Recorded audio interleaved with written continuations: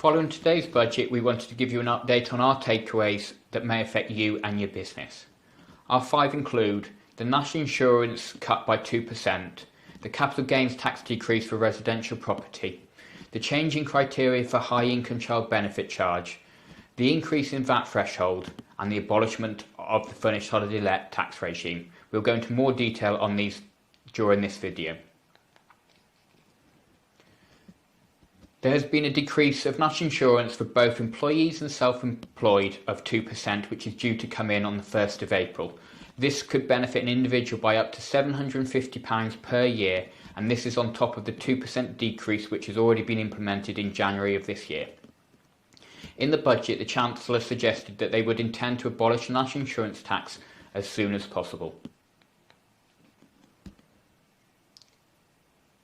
The capital gains tax rate for residential property has been reduced from 28% to 24% for higher rate taxpayers, with an aim to stimulate the market and for more landlords to sell their properties.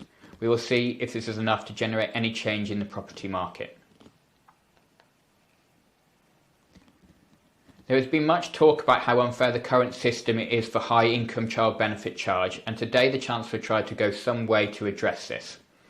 They firstly increase the threshold to where this applies to £50,000 to £60,000, which will mean for many they will no longer have a requirement to pay back the benefit, or they will not need to complete a self-assessment tax return. Secondly, the tapering of the benefit has changed, and therefore even if you do go over the £60,000, the restriction will not be as severe as the current regime. Both these measures are holding measures whilst they look to introduce a new scheme in 2026 which will look at the household income rather than individual income. The VAT threshold has increased from £85,000 to £90,000 from the 1st of April. This is the first increase in 7 years and will prevent some businesses from having to be registered for VAT. Today they announced the abolishment of the furnished holiday let regime for tax purposes. For many this won't be applicable, but for some where you own furnished holiday lets, it could have a dramatic impact on how you are taxed and any tax advice you've been given previously.